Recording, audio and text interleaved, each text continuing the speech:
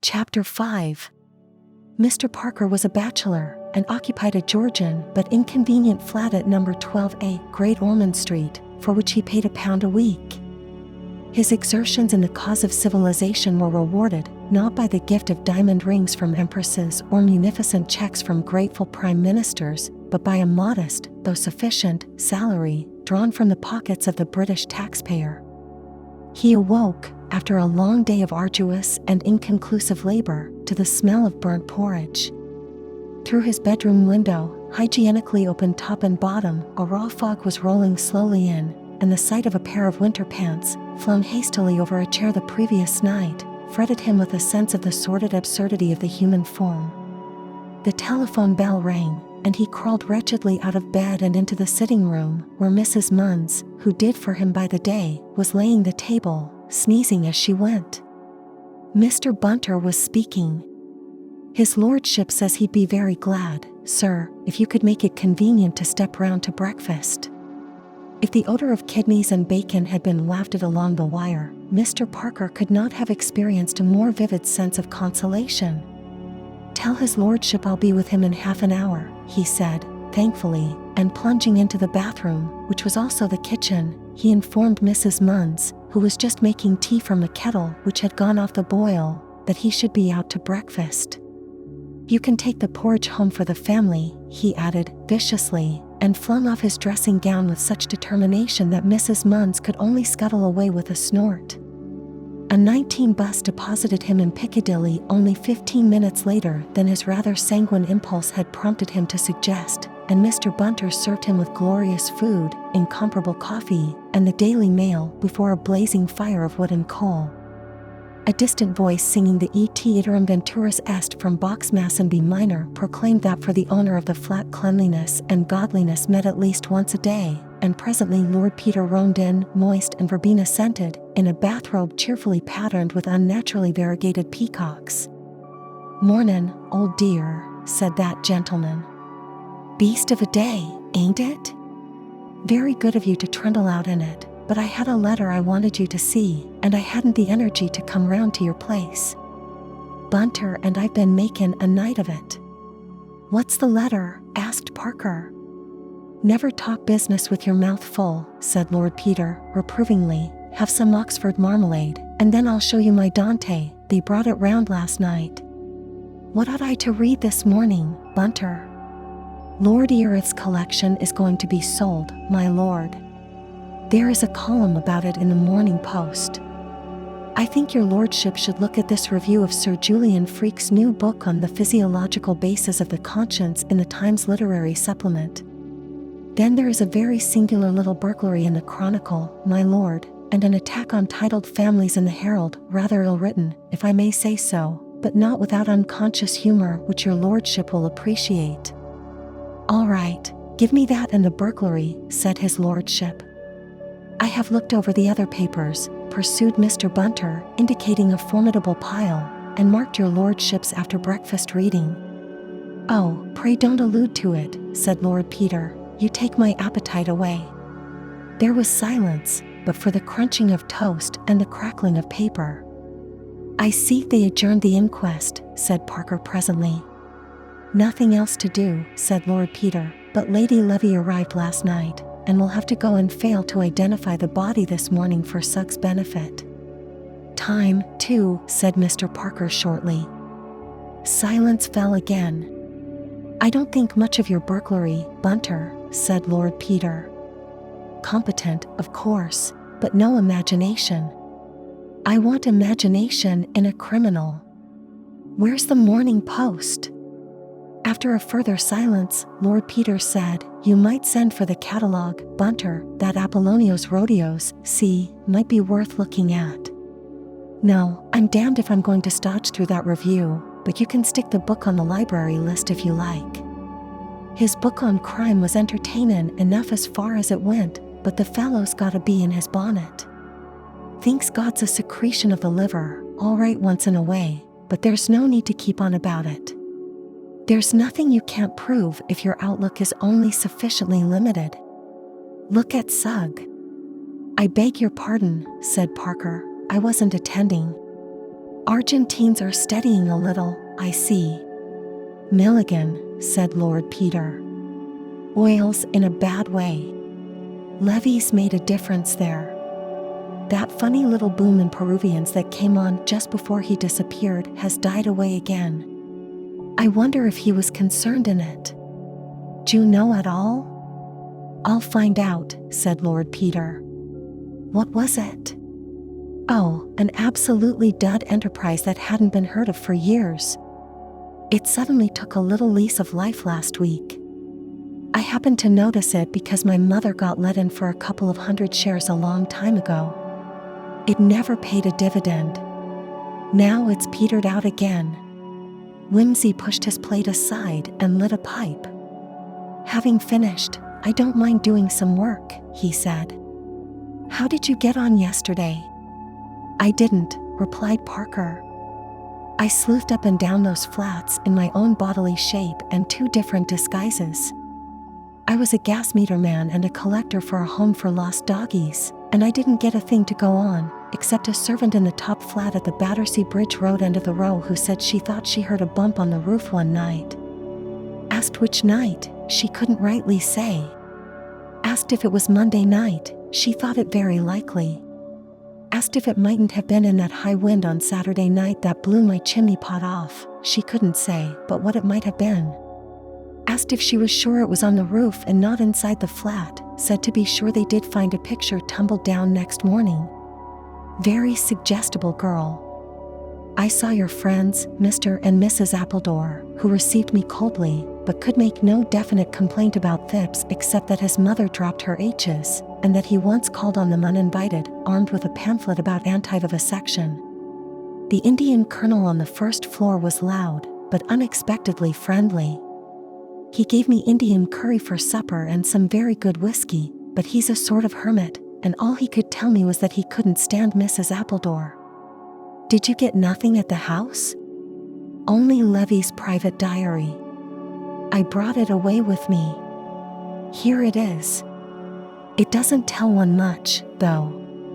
It's full of entries like, Tom and Annie to dinner, and my dear wife's birthday, gave her an old opal ring, Mr. Arbuthnot dropped into tea, he wants to marry Rachel, but I should like someone steadier for my treasure. Still, I thought it would show who came to the house and so on. He evidently wrote it up at night. There's no entry for Monday. I expect it'll be useful, said Lord Peter, turning over the pages. Poor old buffer. I say, I'm not so certain now he was done away with. He detailed to Mr. Parker his day's work. Arbuthnot, said Parker. Is that the Arbuthnot of the diary? I suppose so. I hunted him up because I knew he was fond of fooling round the stock exchange. As for Milligan, he looks all right, but I believe he's pretty ruthless in business, and you never can tell. Then there's the red-haired secretary lightning calculator man with a face like a fish, keeps on saying nothing got the Tarberby in his family tree, I should think. Milligan's got a jolly good motive for, at any rate, suspending Levy for a few days. Then there's the new man. What new man? Ah, that's the letter I mentioned to you. Where did I put it? Here we are. Good parchment paper, printed address of solicitor's office in Salisbury, and postmark to correspond. Very precisely written with a fine nib by an elderly businessman of old-fashioned habits. Parker took the letter and read, Crimplesham and Wicks, Solicitors, Milford Hill, Salisbury, November 17, 1920. Sir, with reference to your advertisement today in the personal column of the Times, I am disposed to believe that the eyeglasses and chain in question may be those I lost on the London, Brighton and South Coast Electric Railway while visiting London last Monday. I left Victoria by the 5.45 train and did not notice my loss till I arrived at Balham. This indication and the optician's specification of the glasses, which I enclose, should suffice at once as an identification and a guarantee of my bona fides. If the glasses should prove to be mine, I should be greatly obliged to you if you would kindly forward them to me by registered post, as the chain was a present from my daughter, and is one of my dearest possessions, thanking you in advance for this kindness, and regretting the trouble to which I shall be putting you. I am, yours very truly, Thos Crimplesham Lord Peter Wimsey, 110, Piccadilly, W. Ankle. Dear me, said Parker, this is what you might call unexpected. Either it is some extraordinary misunderstanding, said Lord Peter, or Mr. Crimplesham is a very bold and cunning villain. Or possibly, of course, they are the wrong glasses. We may as well get a ruling on that point at once. I suppose the glasses are at the Yard. I wish you'd just ring M up and ask M to send round an optician's description of them at once, and you might ask at the same time whether it's a very common prescription. Right you are, said Parker, and took the receiver off its hook. And now, said his friend, when the message was delivered, just come into the library for a minute. On the library table, Lord Peter had spread out a series of bromide prints, some dry, some damp, and some but half-washed. These little ones are the originals of the photos we've been taking, said Lord Peter, and these big ones are enlargements all made to precisely the same scale. This one here is the footmark on the linoleum. We'll put that by itself at present. Now these fingerprints can be divided into 5 lots. I've numbered them on the prints, see, and made a list. The fingerprints of Levy himself, off his little bedside book and his hairbrush, this and this. You can't mistake the little scar on the thumb.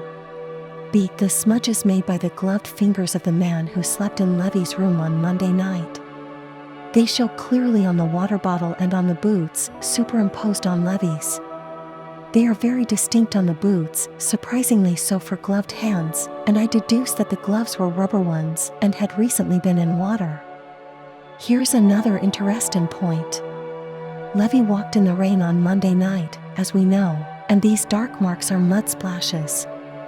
You see they lie over Levy's fingerprints in every case. Now see, on this left boot we find the stranger's thumb mark over the mud on the leather above the heel. That's a funny place to find a thumb mark on a boot, isn't it? That is, if Levy took off his own boots. But it's the place where you'd expect to see it if somebody forcibly removed his boots for him. Again, most of the stranger's finger marks come over the mud marks, but here is one splash of mud which comes on top of them again. Which makes me infer that the stranger came back to Park Lane wearing Levy's boots, in a cab, carriage or car, but that at some point or other he walked a little way, just enough to tread in a puddle and get a splash on the boots. What do you say? Very pretty, said Parker. A bit intricate, though, and the marks are not all that I could wish a fingerprint to be. Well, I won't lay too much stress on it. But it fits in with our previous ideas. Now let's turn to, see, the prints obligingly left by my own particular villain on the further edge of Thipps's bath, where you spotted them, and I ought to be scourged for not having spotted them. The left hand, you notice, the base of the palm and the fingers, but not the tips, looking as though he had steadied himself on the edge of the bath while leaning down to adjust something at the bottom, the pince-nez perhaps. Gloved, you see, but showing no ridge or seam of any kind. I say rubber, you say rubber. That's that. Now see here, D and E come off a visiting card of mine.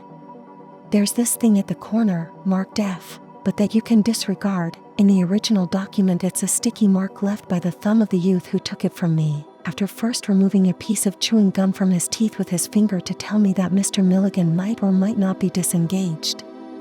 D and E are the thumb marks of Mr. Milligan and his red-haired secretary.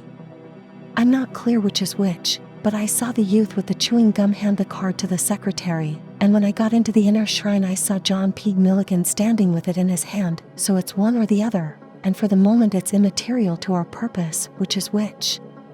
I boned the card from the table when I left. Well, now, Parker, here's what's been keeping Bunter and me up till the small hours. I've measured and measured every way backwards and forwards till my head's spinning, and I've stared till I'm nearly blind, but I'm hanged if I can make my mind up. Question 1. Is C identical with B? Question 2. Is D or E identical with B? There's nothing to go on but the size and shape, of course, and the marks are so faint. What do you think? Parker shook his head doubtfully. I think he might almost be put out of the question, he said. It seems such an excessively long and narrow thumb. But I think there is a decided resemblance between the span of B on the water bottle and C on the bath.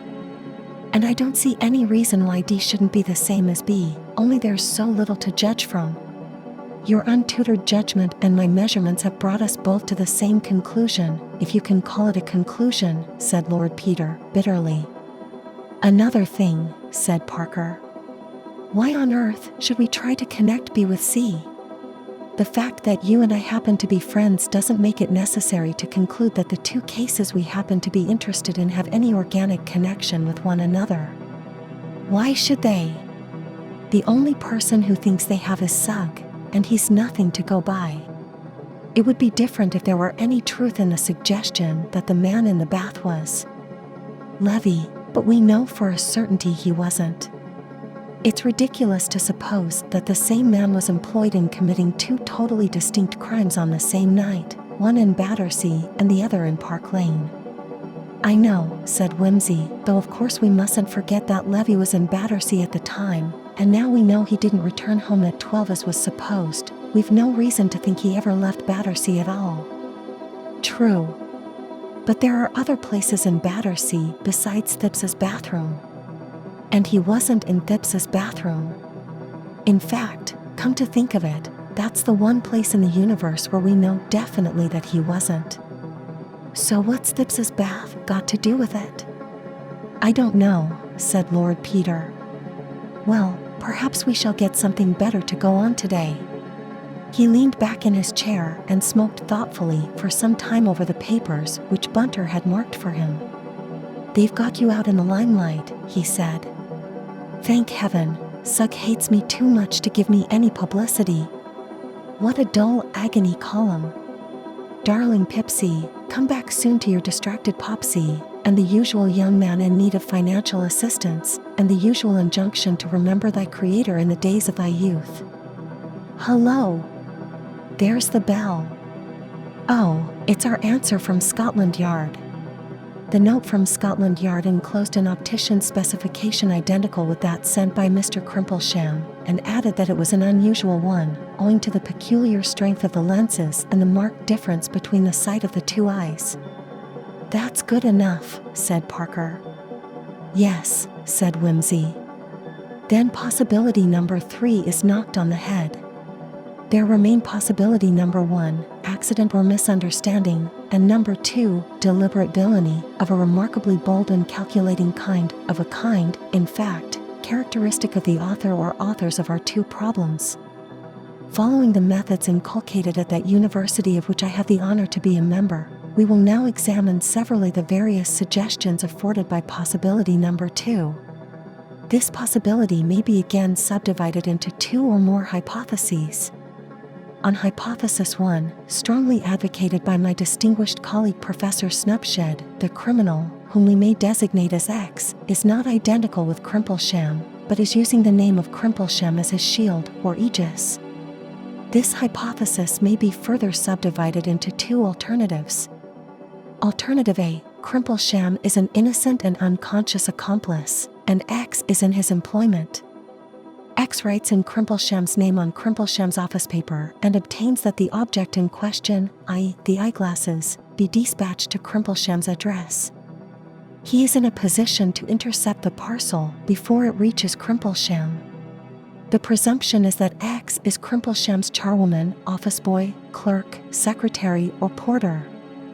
This offers a wide field of investigation. The method of inquiry will be to interview Crimplesham and discover whether he sent the letter, and if not, who has access to his correspondence. Alternative B, Crimplesham is under X's influence or in his power, and has been induced to write the letter by A. bribery, B. misrepresentation, or C. threats. X may in that case be a persuasive relation or friend, or else a creditor, blackmailer, or assassin. Crimplesham, on the other hand, is obviously venal or a fool. The method of inquiry in this case, I would tentatively suggest, is again to interview Crimplesham, put the facts of the case strongly before him, and assure him in the most intimidating terms that he is liable to a prolonged term of penal servitude as an accessory after the fact in the crime of murder. Ahem. Trusting, gentlemen, that you have followed me thus far, we will pass to the consideration of hypothesis number 2, to which I personally incline, and according to which X is identical with Crimplesham. In this case, Crimplesham, who is, in the words of an English classic, a man of infinite resource and sagacity, correctly deduces that, of all people, the last whom we shall expect to find answering our advertisement is the criminal himself. Accordingly, he plays a bold game of bluff. He invents an occasion on which the glasses may very easily have been lost or stolen, and applies for them. If confronted, nobody will be more astonished than he to learn where they were found. He will produce witnesses to prove that he left Victoria at 5:45 and emerged from the train at Balham at the scheduled time, and sat up all Monday night playing chess with a respectable gentleman well known in Balham.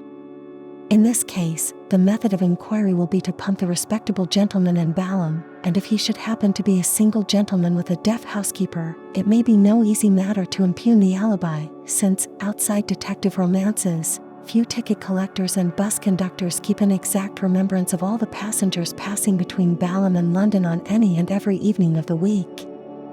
Finally, gentlemen, I will frankly point out the weak point of all these hypotheses, namely, that none of them offers any explanation as to why the incriminating article was left so conspicuously on the body in the first instance. Mr. Parker had listened with commendable patience to this academic exposition. Might not X, he suggested, be an enemy of Crimplesham's, who designed to throw suspicion upon him? He might. In that case, he should be easy to discover, since he obviously lives in close proximity to Crimplesham and his glasses, and Crimplesham, in fear of his life, will then be a valuable ally for the prosecution. How about the first possibility of all, misunderstanding or accident? Well, for purposes of discussion, nothing, because it really doesn't afford any data for discussion. In any case, said Parker, the obvious course appears to be to go to Salisbury. That seems indicated, said Lord Peter. Very well, said the detective, is it to be you or me, or both of us? It is to be me, said Lord Peter, and that for 2 reasons. First, because, if, by possibility number 2, hypothesis 1, alternative A, Crimplesham is an innocent catspaw, the person who put in the advertisement is the proper person to hand over the property. Secondly, because, if we are to adopt hypothesis 2, we must not overlook the sinister possibility that Crimplesham X is laying a careful trap to rid himself of the person who so unwarily advertised in the daily press his interest in the solution of the Battersea Park mystery. That appears to me to be an argument for our both going, objected the detective. Far from it, said Lord Peter. Why play into the hands of Crimplesham X by delivering over to him the only 2 men in London with the evidence, such as it is, and shall I say the wits, to connect him with the Battersea body? But if we told the Yard where we were going, and we both got nobbled, said Mr. Parker, it would afford strong presumptive evidence of Crimplesham's guilt, and anyhow, if he didn't get hanged for murdering the man in the bath, he'd at least get hanged for murdering us. Well, said Lord Peter, if he only murdered me you could still hang him. What's the good of wasting a sound, marriageable young male like yourself? Besides, how about old Levy? If you're incapacitated, do you think anybody else is going to find him? But we could frighten Crimplesham by threatening him with the Yard. Well, dash it all, if it comes to that, I can frighten him by threatening him with you, which, seeing you hold what evidence there is much more to the point. And, then, suppose it's a wild goose chase after all, you'll have wasted time when you might have been getting on with the case. There are several things that need doing. Well, said Parker, silenced but reluctant, why can't I go, in that case? Bosh, said Lord Peter. I am retained, by old Mrs. Thipps, for whom I entertain the greatest respect, to deal with this case, and it's only by courtesy I allow you to have anything to do with it. Mr. Parker groaned. Will you at least take Bunter? He said. "In deference to your feelings," replied Lord Peter, "I will take Bunter, though he could be far more usefully employed taking photographs or overhauling my wardrobe." "When is there a good train to Salisbury, Bunter?" "There is an excellent train at 10:50, my lord." "Kindly make arrangements to catch it," said Lord Peter, throwing off his bathrobe and trailing away with it into his bedroom. "And, Parker, if you have nothing else to do, you might get hold of Levy's secretary and look into that little matter of the Peruvian oil." Lord Peter took with him, for light reading in the train, Sir Reuben Levy's diary. It was a simple, and in the light of recent facts, rather a pathetic document. The terrible fighter of the stock exchange, who could with one nod set the surly bear dancing, or bring the savage bull to feed out of his hand, whose breath devastated whole districts with famine or swept financial potentates from their seats, was revealed in private life as kindly, domestic, innocently proud of himself and his belongings, confiding, generous, and a little dull. His own small economies were duly chronicled side by side with extravagant presents to his wife and daughter. Small incidents of household routine appeared, such as, "Man came to mend the conservatory roof," or "The new butler, Simpson, has arrived, recommended by the Goldbergs. I think he will be satisfactory." All visitors and entertainments were duly entered, from a very magnificent lunch to Lord Dewsbury, the Minister for Foreign Affairs, and Dr. Jabez K. Wirt, the American plenipotentiary, through a series of diplomatic dinners to eminent financiers, down to intimate family gatherings of persons designated by Christian names or nicknames. About May there came a mention of Lady Levy's nerves, and further reference was made to the subject in subsequent months. In September it was stated that Freak came to see my dear wife and advised complete rest and change of scene. She thinks of going abroad with Rachel. The name of the famous nerve specialist occurred as a diner or luncher about once a month, and it came into Lord Peter's mind that Freak would be a good person to consult about Levy himself. "People sometimes tell things to the doctor," he murmured to himself. "And, by Jove, if Levy was simply going round to see Freak on Monday night, that rather disposes of the Battersea incident, doesn't it?" He made a note to look up Sir Julian and turned on further. On September 18th, Lady Levy and her daughter had left for the south of France. Then suddenly, under the date October 5th, Lord Peter found what he was looking for: Goldberg, Skriner, and Milligan to dinner. There was the evidence that Milligan had been in that house. There had been a formal entertainment, a meeting as of two duelists shaking hands before the fight. Skriner was a well-known picture dealer. Lord Peter imagined an after-dinner excursion upstairs to see the two Corrots in the drawing room, and the portrait of the oldest Levy girl, who had died at the age of 16. It was by Augustus John, and hung in the bedroom. The name of the red-haired secretary was nowhere mentioned, unless the initial S, occurring in another entry, referred to him.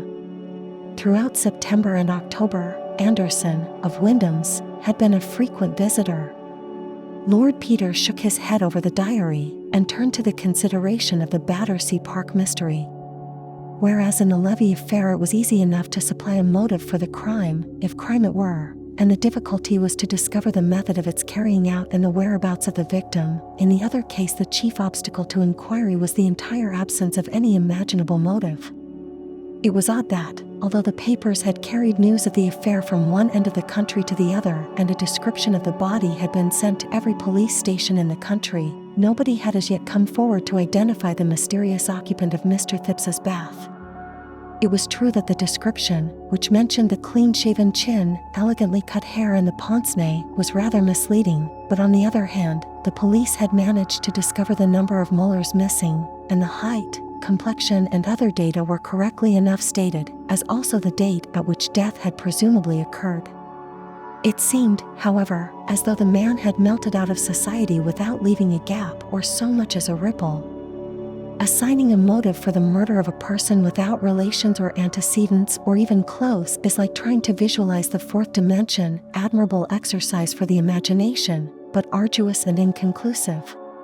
Even if the day's interview should disclose black spots in the past or present of Mr. Crimplesham, how were they to be brought into connection with a person apparently without a past, and whose present was confined to the narrow limits of a bath and a police mortuary.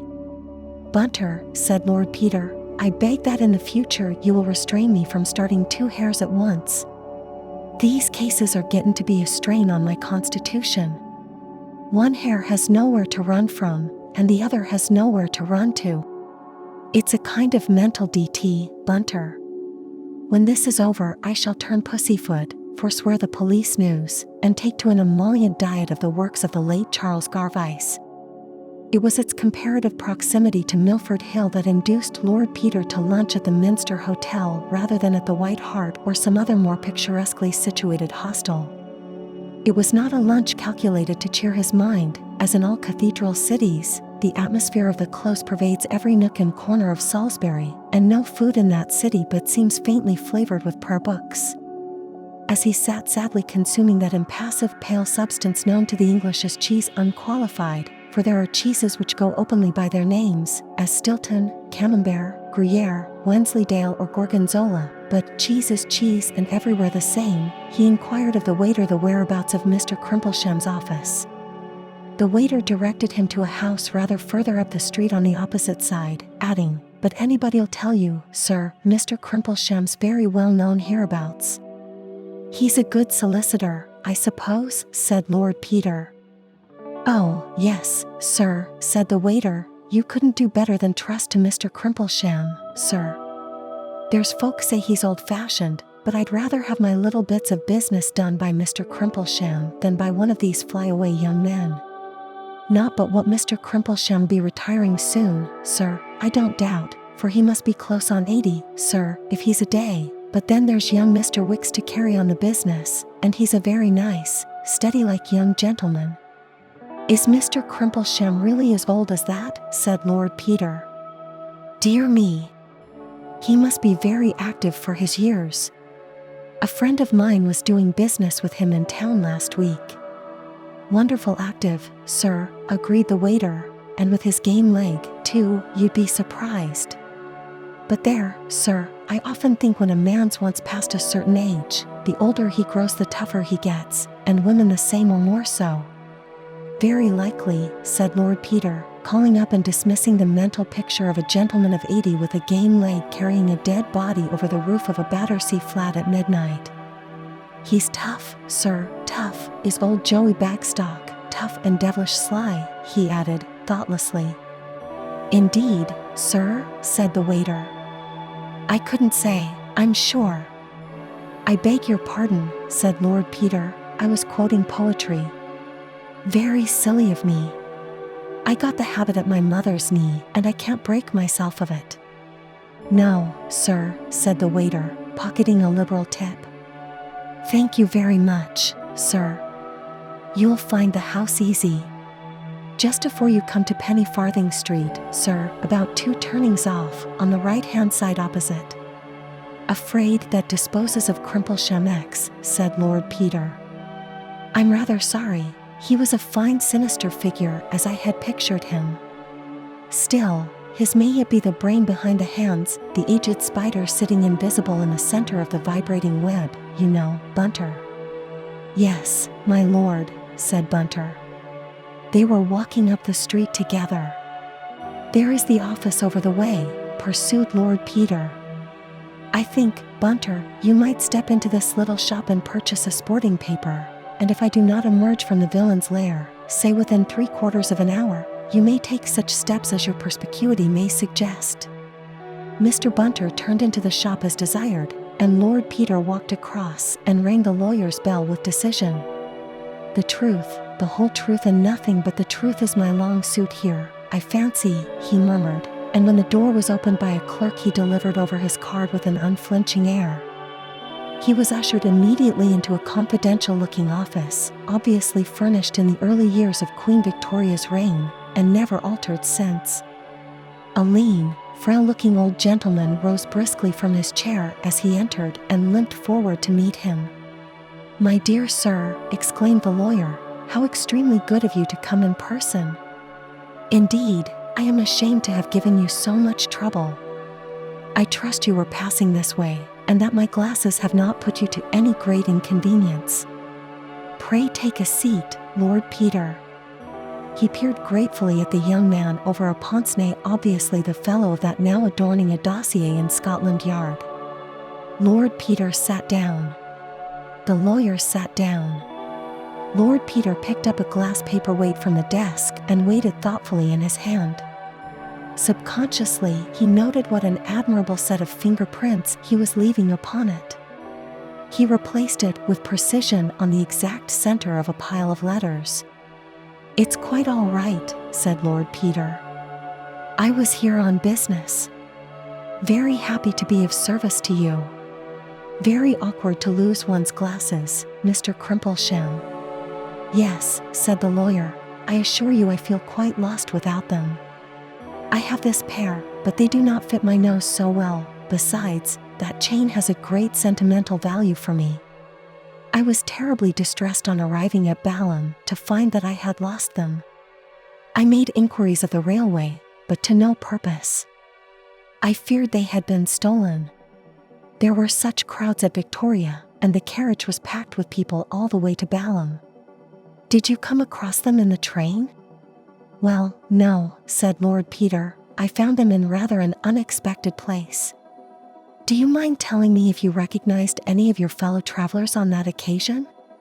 The lawyer stared at him. "Not a soul," he answered. "Why do you ask?" "Well," said Lord Peter, "I thought perhaps the person with whom I found them might have taken them for a joke."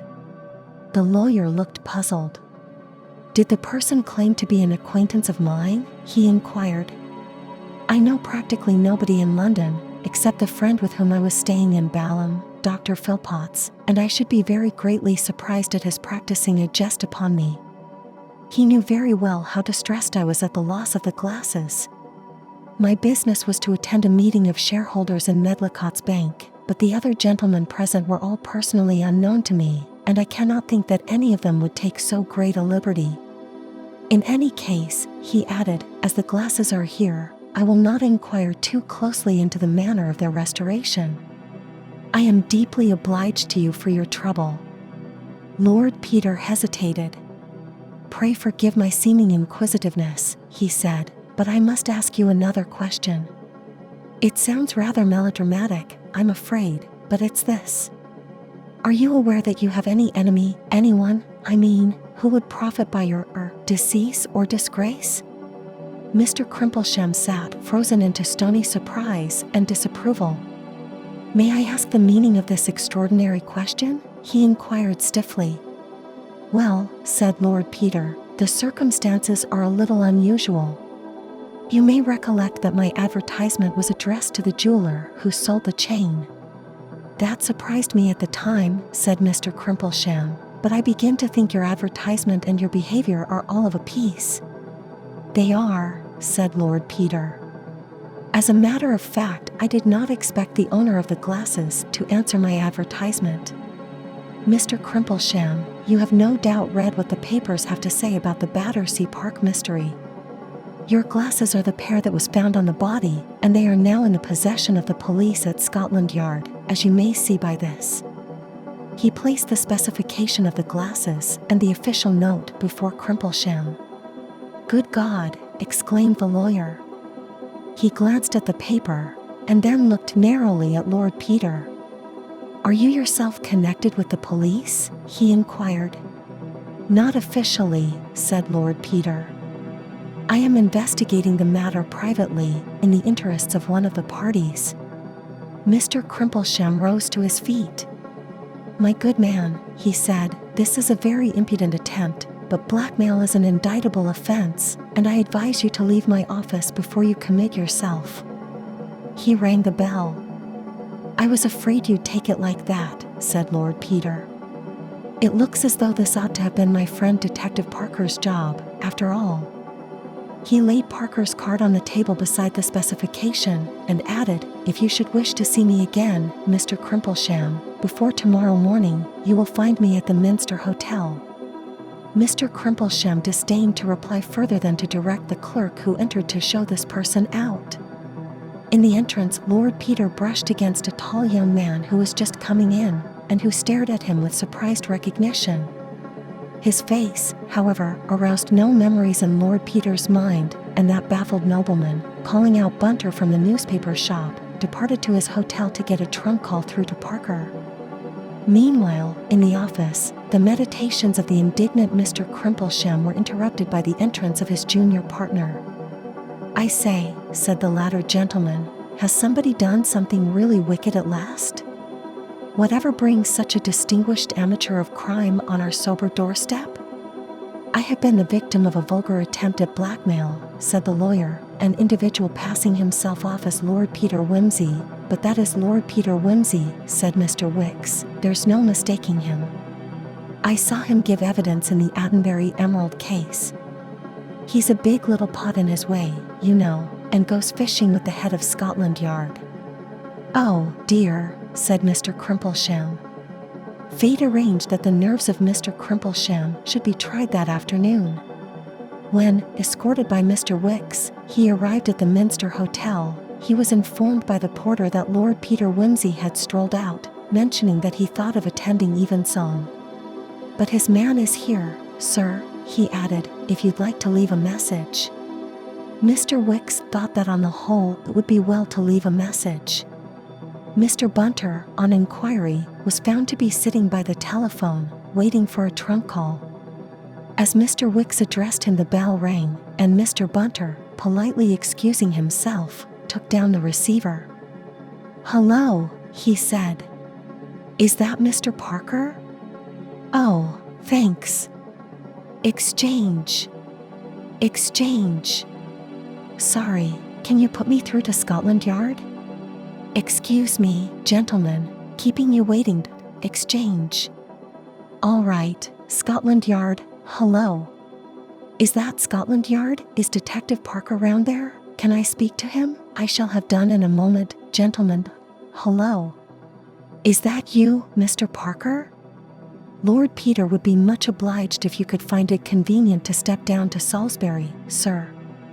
"Oh, no, sir, he's in excellent health, sir, just stepped round to hear evensong, sir. Oh, no, I think tomorrow morning would do excellently, sir. Thank you, sir."